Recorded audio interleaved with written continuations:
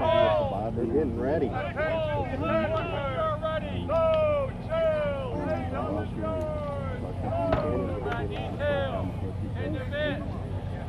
Hey, shot, 40 yards.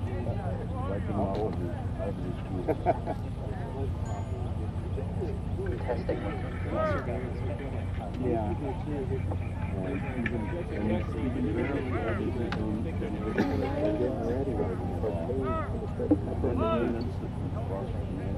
Well, I just found out I was on a hot mic. I hope you hear that conversation. But as I said, we're getting ready. After hearing that, you're excited. And it's about 10 a.m. in the morning, October 13, 1854. It's a Thursday. Little red fellows back then. General Early has wheeled those cannons into place, and he's getting ready to rain down shot on the unsuspecting Union troops that you see out there.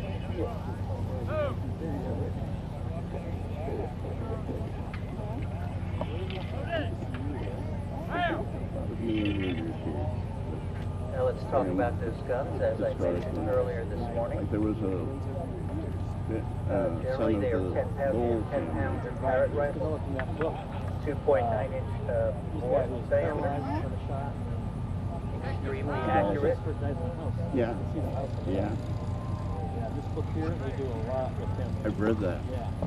It's a good book. Grab the lanyard, just sort of put the ears on. And now he's trying to get courage to another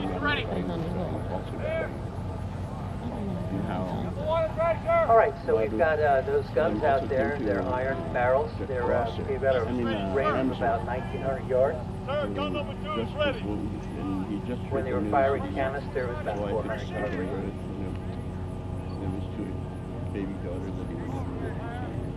By the way, the muzzle velocity was so powerful, you could not see the projectile in the air until it actually hit. So it had that other extra effect of terror. You couldn't trace the bullet, or rather the projectile in the sky as it was fired. No Baba? Baba. There you go. Early's got also a 3-inch ordnance rifle. The range, again, it's an iron barrel. It's got about a 1,500 yard range. So they're going to shoot Both of them could easily hit those troops that represent the Union troops that morning.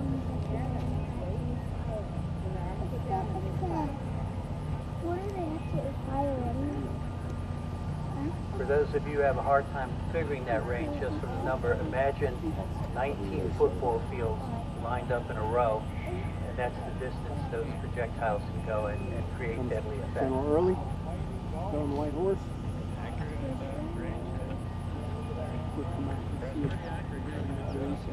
There you go, he's really fired.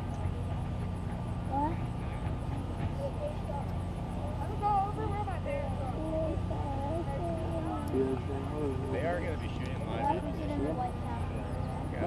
By the way, those guns closest to you are prize Confederate battery. That's what undesirable morning.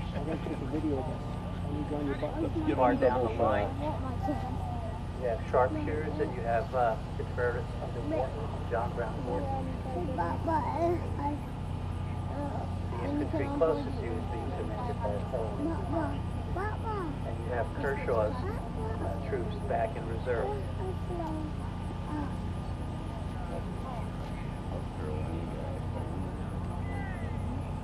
Our friends in blue across the field are not anticipating what's coming up.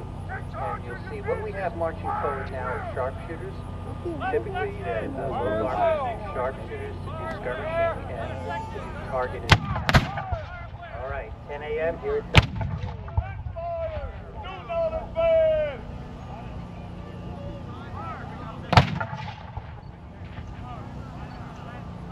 Cool.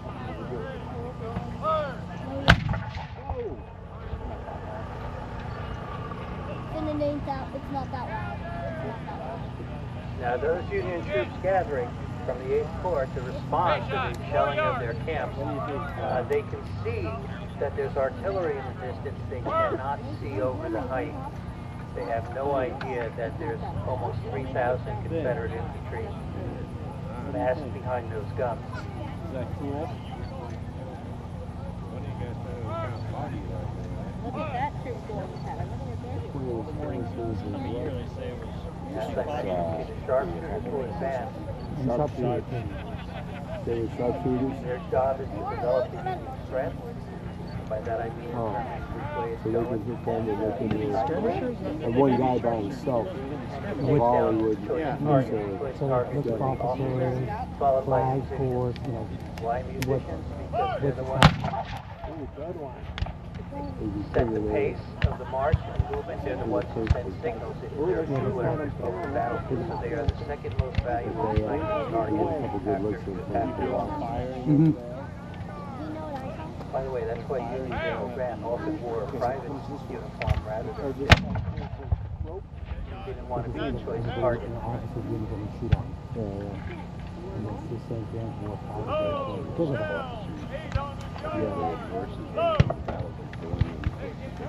See another Confederate. That's why they wouldn't salute people. Hi! A lot of generals were soldiers. Most generals supposed to die in bed, but The range of the snipers, I don't know if it's better sight down there. guns are about 100 plus yards away. Soldiers right now. See Philip Faraday. Yeah. jump out of the way and stand off. Philip Sheridan Sharpshooters was that the are guy. some of them were issued very special rifles that had a longer range. Others were just straight marksmen, and that made them sharpshooters. Because they take a regular musket and do a lot more with it than the average soldier. Well, I really need to go. For your birthday. Okay, that funnel, that's not even That's not even Boom. Look at the smoke ring. Look at the smoke ring. Did you see the smoke ring there, Phil?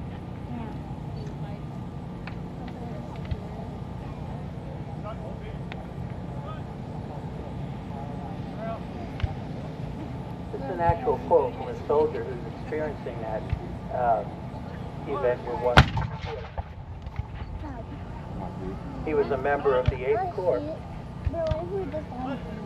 and he said, from General Crook down, it was as unlooked for as lightning out of a clear blue sky, and not a mother's son of us dreamed of the enemy being within 50 miles of Cedar Creek. What he's telling you is what you see on the field is a complete shock to those Union soldiers in the fort. And he said the rebels were popping away at us from the hill on the other side, and at our range as if they had been engaged for a long time instead of but a few minutes.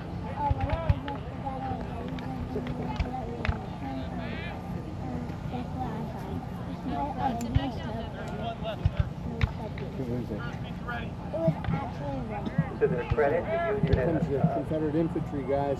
organizes the resistance and starts to move forward.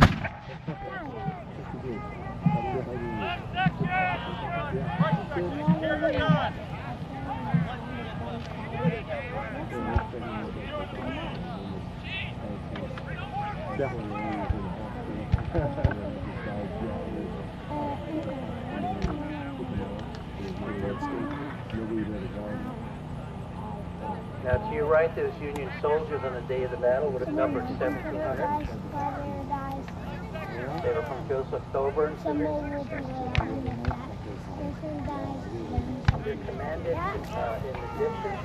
The boys in the distance are commanded by Union Colonel George Wells. We're going to talk about him in a few minutes. And that's the 34th Massachusetts. Close Here comes the rebels.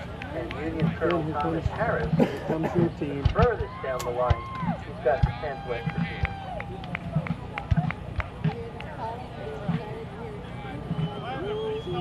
The rebel yell is the question.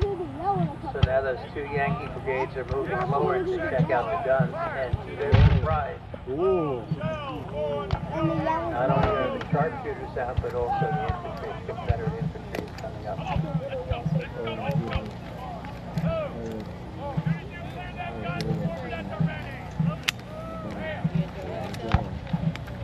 My best man's dad big time shooter in a shooting club that when he passed away, they brought in a Parrott rifle, put his remains in the Parrott gun and shot it. They just pushing a new range and I can see them firing. big old Ward died, so they put Ward in the cannon to push in the range. I got a picture of it, it's great. If you put in one of these Parrott guns, you like green grass in the front yard. Because you're in the front yard. What's up, buddy? Oh, here comes the rebels. Notice that there's a gap in the Union line. That's what actually happened during this battle. Harris, to your furthest from you, is actually off to the right, behind the copse of trees, trying to shield his troops from that artillery fire, all the way close to us. So he's trying to protect it as he's moving forward. Well, closest to us, you'll see there towards the back, also has his command moving forward in coordination for the moment with Harris. When they lose coordination is when things begin to fall apart.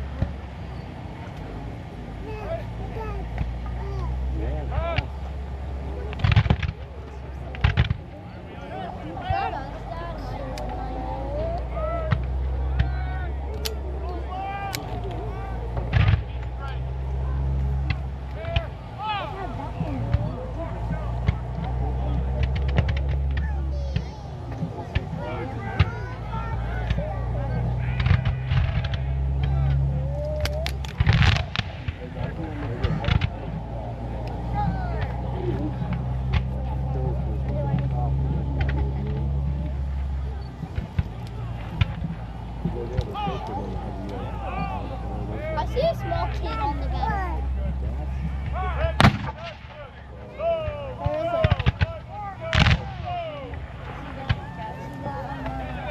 is it?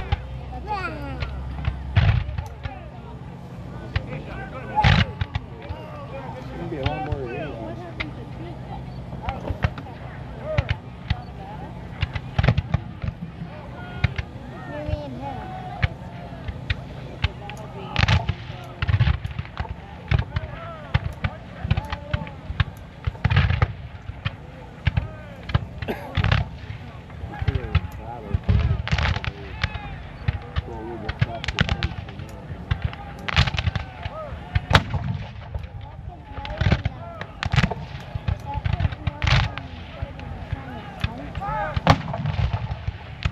Alright, we've seen the Union move forward and they sort of stalled.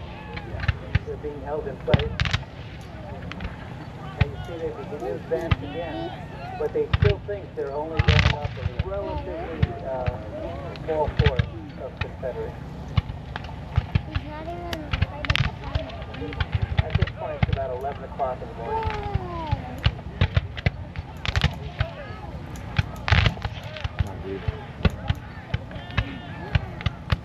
Dad, after we get some food.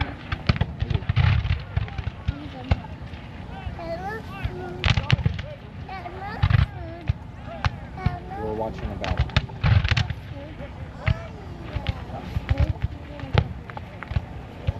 Let's go up so you can see better. See, these guys are going to go get those guys. Now by noon, the terrain over which the two Union brigades are advancing is broken up by irregular elevations, thick underbrush, trees. Think of, imagine this as that brigade closest to the Union brigade is separated from the brigade What's on the the canister, right. man? That's what's The right is commanded by Harris, Wells, It's like a shotgun shell. Harris is the first one to figure out that in the distance there's John Brown's Gordon Confederate troops. You can literally He see the begins to see that they're being drawn into a trap, and if they advance much further, they're going to be crushed. So he begins to have second thoughts about moving forward.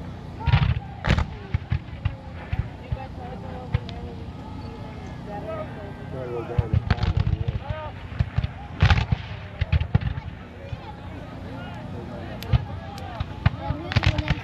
The general's up on the hill over there.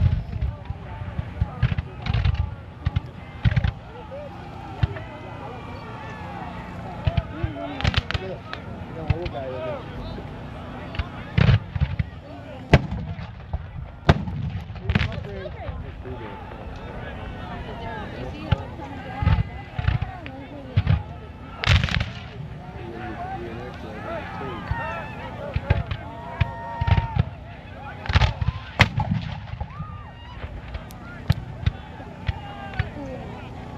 Closest to us are Kershaw's division, Confederate General Kershaw's division.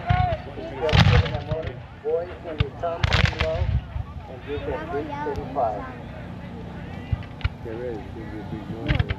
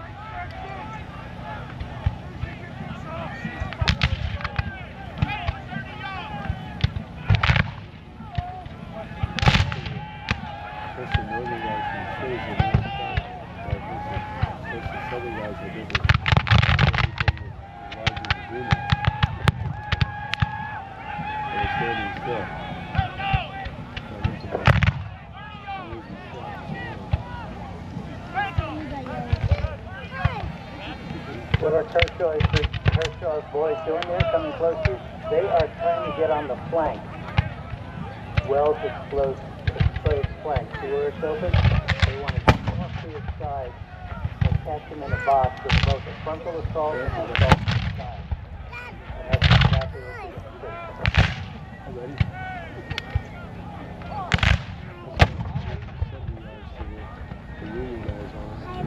So it's about 12:30 in the afternoon.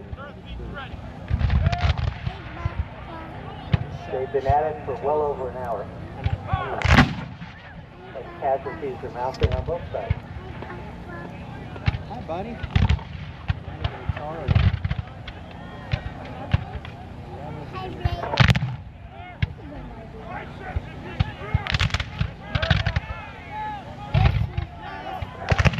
Be about 12:45. We've got a bit of a stalemate, but with the Confederates maneuvering for excellent field position. Too high? Is it too high? Oh, look at the horses out there. I see General Early and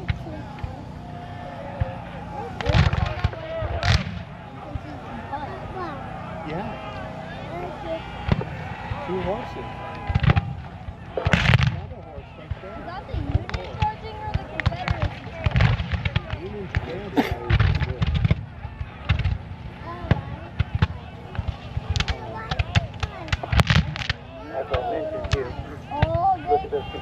set up on the Union flank. That's bad news to Wells. Very bad news. Harris at this point understands what's going on, and he's beginning to pull back or think about pulling back. He wants no part of what he sees coming on. By the way, Harris sent a courier to inform Wells that his master should pull back, and that courier's horse had got out from under him, and the word never got to Wells.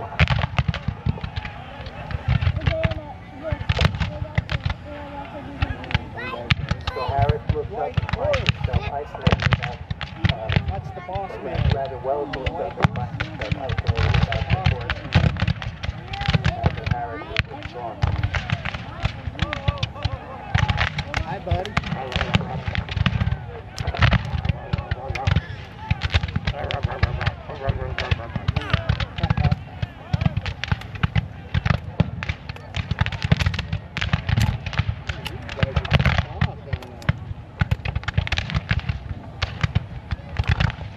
Just about 1 p.m., October 13th. The Confederates are moving on Wells in position, both from the right and the left.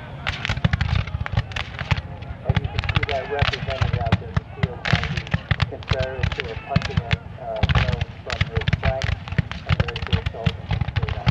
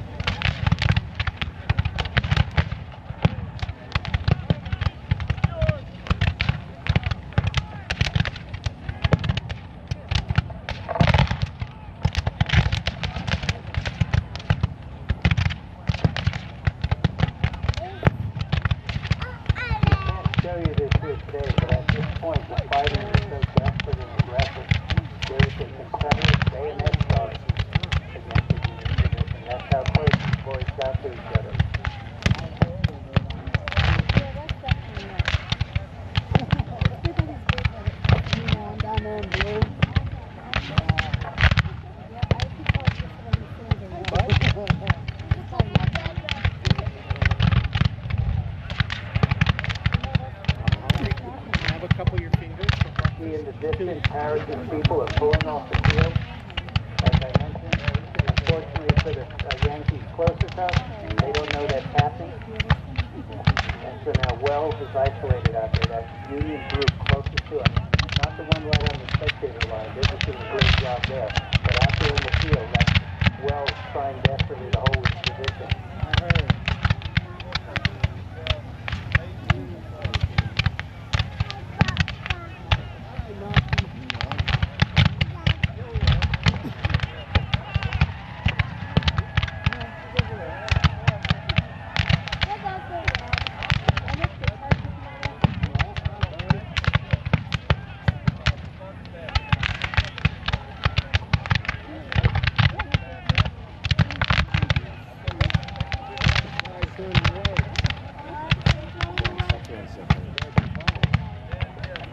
Right now, amidst that Union crowd closest to us on the field, not the ones on the spectator line, out there in the field,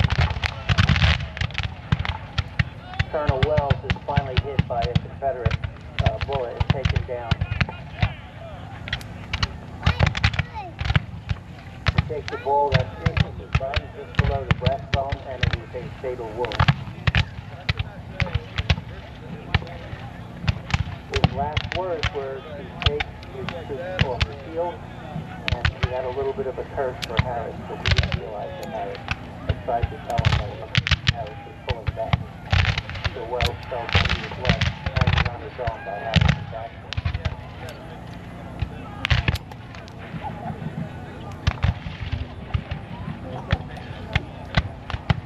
Wells understood his wound was fatal, So he gave those around him. His ring, his wedding ring, was washed in his money.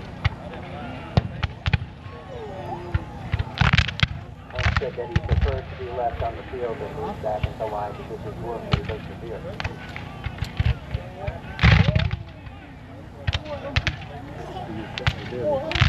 Living a long time.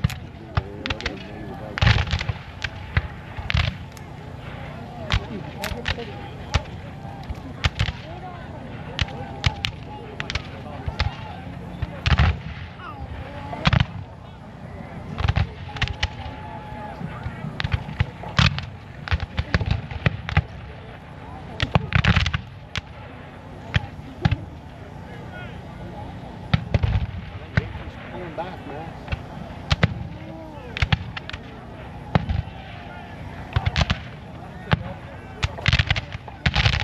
The good news for Early is that his Contreras have pushed back the Yankees. And now the question is, what does he do now? He does not want to go forward all the way because remember, the whole Yankee army is over the rise to the right.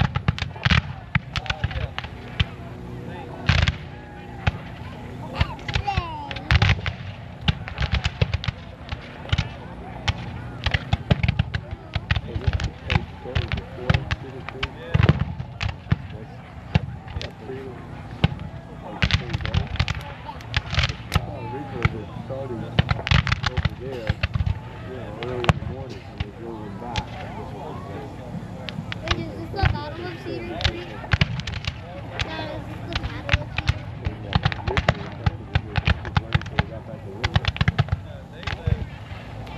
Who ran over the gun?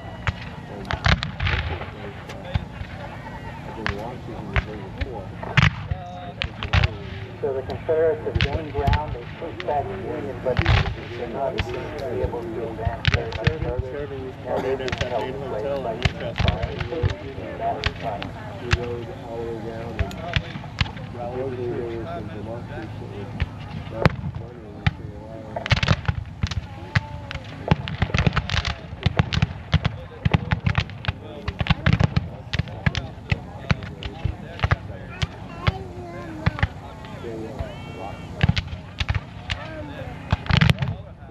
But that was way up on the north like 4 miles. Friday. It was parallel to the other that's close to where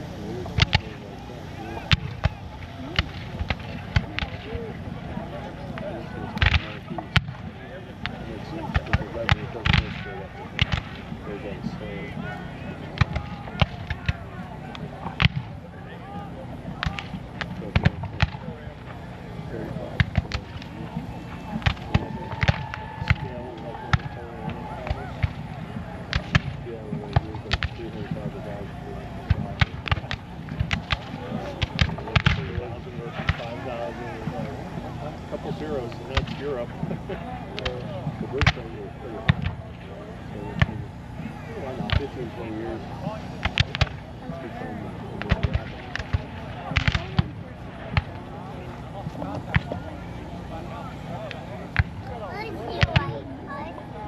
I guess I was fighting for peace.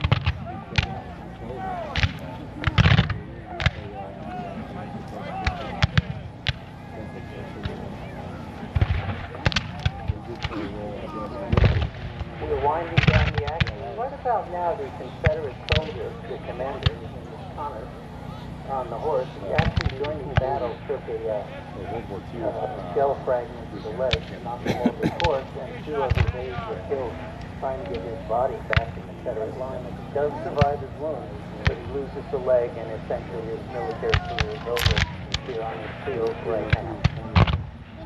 And that would be him on the horse in front of you in red. But he's not going to fall off the horse again, so not big.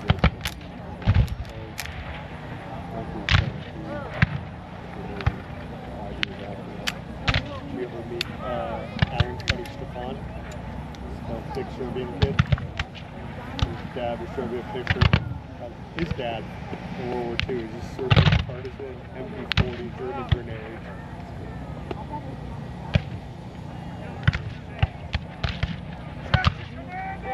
He moved to California.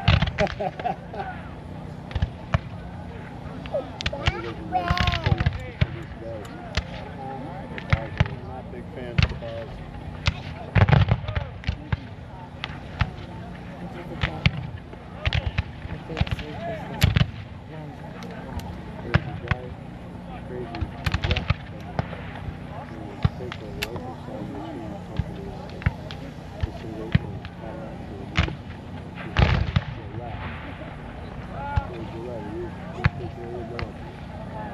Right, so our action's winding down. The reports vary, but it seems the earliest Confederate losses were 22 killed, about 160 wounded. The Federals also suffered 22 killed outright, about 110 wounded, and 77 captured. At this point, early knows that in advance of the consolidated Union Army, he's getting ready to pull those troops right back to Fisher's Hill position. By the way, see that flag out there with the red square in the center? That's the Union flag. Waving instructions to the various commanders and units as what's going to happen and what the general's orders are. Again, very important. Stefan's cousin moved to Without them, there's no Nashville. coordination. And so Alan and the Serbian cousins would all go drinking in the bars. So it's like 9 guys, 6, 7, going to the bar together.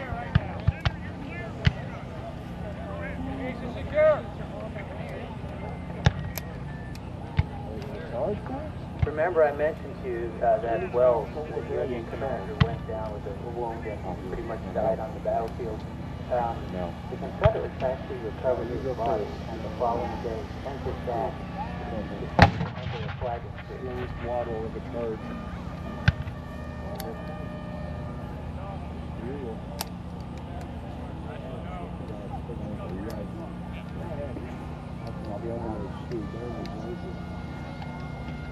We have a few moments of silence out of respect for the fallen and wounded. That's petty.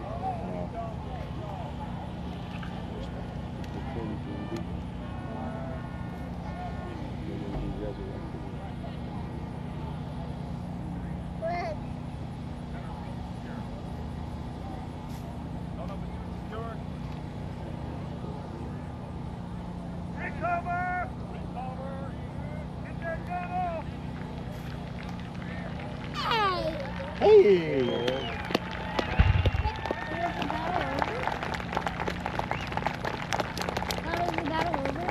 Thank you. Let's give them a great hand up.